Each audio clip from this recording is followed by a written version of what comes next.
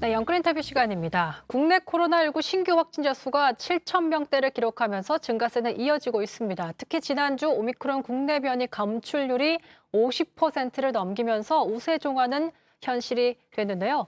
오미크론이 우세종이 된 광주, 전남, 평택, 안성에서는 오는 26일부터 시범적으로 오미크론 대응 단계를 가동하기로 했습니다. 정부는 이렇게 선제 조치 후 상황을 지켜보면서 오미크론 방역 체계로 완전 전환 시점을 결정한다고 하는데 코로나 상황 백순영 가톨릭대 의대 명예교수와 함께 짚어보겠습니다. 지난 주말에 저랑 얘기 나누실 때 오미크론이 우세종이 될 거다, 이번에 될 거다, 주말 건너서 딱 맞아떨어졌습니다. 일주일 사이에 지금 신규 확진자가 200씩 막 증가하고 있거든요. 예, 오늘의 이 7,513명이라는 건 이 숫자가 사실은 겁나는 숫자입니다. 왜 그러냐면은 보통 주말에 일, 월, 화는 주말 효과로 진단검사 수가 줄어들기 때문에 확진자 수가 상당히 많이 줄어들거든요. 근데 오히려 이번 주 중에는 더 늘어났어요. 지난주 일요일 환자는 3,859명이었는데 3,654명이 늘어난 숫자고요. 네. 2주 전을 보면 3,007명이 이게 저점입니다. 최근에. 그것에 비하면 4,500명이 더 늘어난 상황이에요.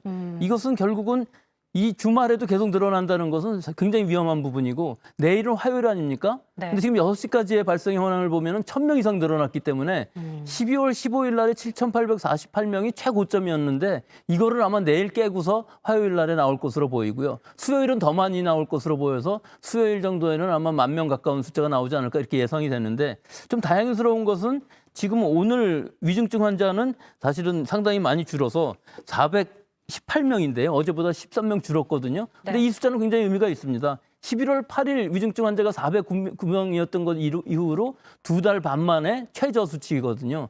그렇기 때문에 위중증 환자는 많이 줄어들었는데 또 사망자도 많이 줄어들었습니다. 25명이기 때문에. 근데 네. 이것은 2주 전에 그 1월 10일 정도의 최저점을 이룬 이후에 감소 추세에 있을 때 것을 반영하는 것이기 때문에 앞으로 환자 수가 이렇게 폭증할 때 과연 위중증 환율이 얼마나 될 것인지 지금 굉장히 우려가 되는 상황이고 우리나라에서 과연 이 위중증화가 되지 않게끔 잘 방어할 수 있는지 이것이 지금 이 기로에 선 상황이라고 볼 수 있겠습니다. 자, 지난주 기점으로 오미크론 국내 검출률이 50.3%. 그러니까 전해철 이차장 오늘 모두 발언해서 의료체계 전환 시급하다, 시행하겠다 언급을 했는데 저희가 그러면 기존의 델타 변이 체계에서 오미크론 변이 체계로 변하면 뭐가 좀 큰 차이가 있나요?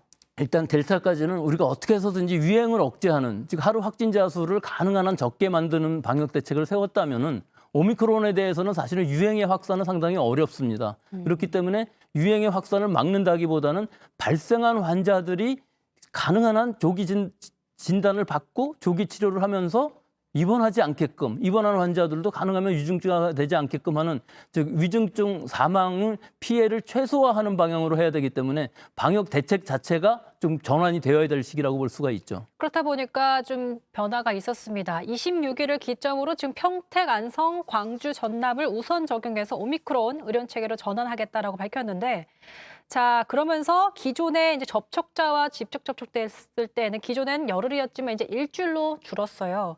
그리고 백신 완료 접종자가 밀접 접촉자라도 격리가 면제된다. 사실 보면은 이거 백신 완료 접종자, 밀접 접촉자가 돼도 격리가 면제된다는 거는 글쎄요, 전 납득이 쉽게 가지 않아가지고. 그렇죠. 납득이 좀 안 되죠. 네. 유행이 상당히 커질 것으로 보이지만 실제는 여기서 중요한 부분이 있습니다. 우리가 사회 필수 기능이라는 건 계속 돌아가야 되는데 이런 분들이 자가격리가 다 된다면은 사실은 소방대원이라든지 구급대원들 또는 의료진들, 사회 필수 요원들이 감염이 되었을 때 자가격리 숫자가 너무 많아지게 되면은 사회 기능 자체가 돌아가지 않기 때문에 그렇게 하는 것이고요. 아. 또 자가격리 기간도 10일에서부터 7일로 줄였습니다. 네. 외국의 경우에서 미국 같은 경우에 10일에서 5일로 줄이면서 굉장히 큰 문제가 되지 않았습니까?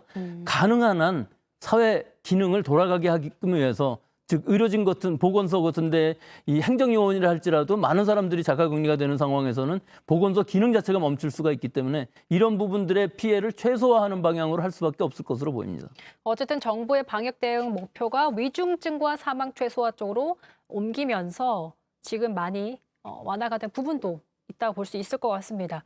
근데 지금 보면 옛날에는 이제 저희가 증상이 있을 때는 선별진료소 가서 검사를 받았는데 이젠 양성이 나와야지만 가서 검사를 받을 수 있게 또 바뀌었어요. 예, 그러니까 그 임시 선별검사소라는 개념은 뭐 내가 누구랑 접촉한 것 같다는 느낌만으로도 증상이 없어도 받을 수가 있었거든요. 맞아요. 전부 PCR 검사로요. 네. 근데 지금부터는 바뀝니다. 60세 이상의 고위험군, 또 의사소견서가 있는 분, 밀접 접촉자로 통보를 받은 분, 자가검사 키트로 양성이 나왔으면 그 양성 키트를 가지고 보건소에 가면은 사실은 PCR 검사를 다 무료로 받을 수 있습니다.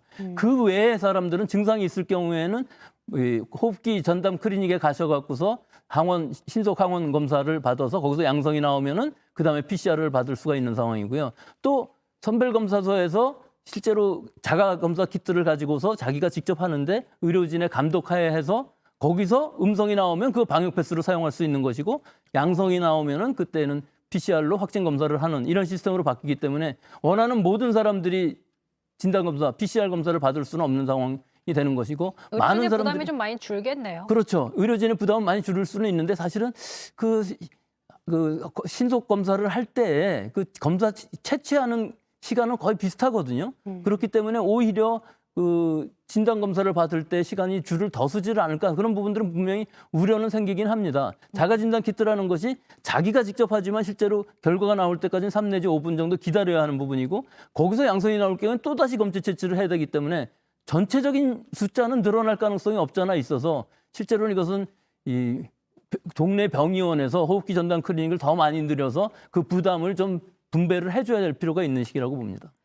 자, 오늘 중대본에서 이제 오미크론 변이 분석 자료를 발표를 했는데 변이 치명률이 0.16%, 델타 변이의 5분의 1 수준이다라는 발표가 나왔습니다. 좀 다행스럽기도 한데 글쎄요. 치명률이 낮으면 오히려 위중증이나 사망을 줄어들 것으로 봐도 된다. 이렇게 봐도 될까요? 그렇죠. 지금 이 치명률이라는 건 사망하시는 분을 얘기하는 것인데 우리 지금까지의 누적 사망률은 0.89%입니다. 지난 2년간에. 하지만 최근의 사망률은 1%가 넘거든요. 그러니까 어떻게 보면 거의 10분의 1까지 줄어들 수 있는 상황이기 때문에 확진자가 많이 나온다 할지라도 실제로 사망까지 가시는 분은 굉장히 적어질 것으로 보이고 그 이전에 위중증 환자도 사실은 제한적으로 나올 것으로 보이는데 아직까지는 우리가 어느 정도 위중증 화율이 나올지 그 부분을 알 수가 없거든요. 사실 우리가 지금 최고치에 갔을 때는 2.78%까지도 올라갔었어요. 네. 그런 상황에서 지금 위중증화율이 1% 이하로 떨어질 수 있다면 사실은 몇만 명이 나온다 할지라도 의료 체제는 유지가 가능할 것으로 보입니다. 화이자 CEO가 좀 1년에 한 번 적당하다. 백신 접종은 한 번 적당하다. 뭐 4, 5개월마다 매번 맞는 건 좋지 않은 시나리오다. 이렇게 사실 제가 외신을 직접 읽어보진 못했지만 이렇게 기사가 나오긴 했습니다.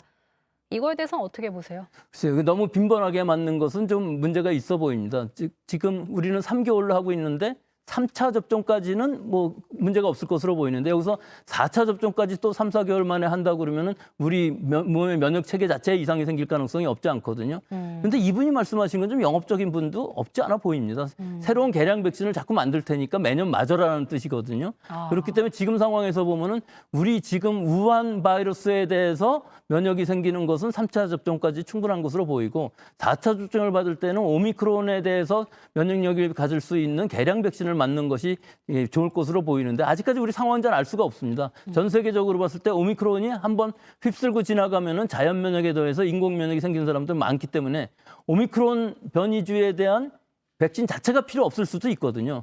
또 어느 정도 이 오미크론에 대해서 많은 인류가 면역을 얻게 되면은 사실 가을쯤 되면은 이 면역이 필요 없을 상황도 있어요. 면역이라는 의미는 이 백신에 의한 면역은 필요 없을 수도 있기 때문에 아직까지는 불확실하다고 봅니다. 마지막으로 이제 WTO 유럽 사무소장이 팬데믹이 엔드게임을 향해 가고 있다 이런 얘기를 했습니다.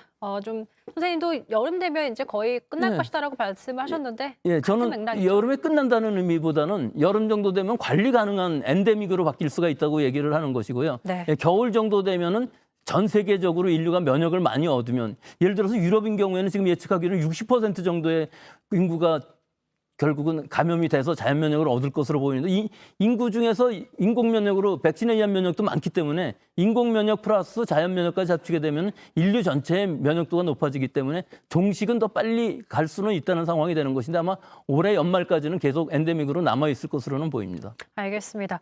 자, 오늘 김부겸 국무총리가 이제 대국민 담화에서 설 연휴에 오미크론 확진자가 폭증할 수 있으니까 좀 자제해달라, 고향 방문을 자제해달라 당부했었는데요. 자, 지금까지 오미크론 코로나 관련된 얘기를 백순영 교수와 함께 짚어봤습니다. 인터뷰 고맙습니다.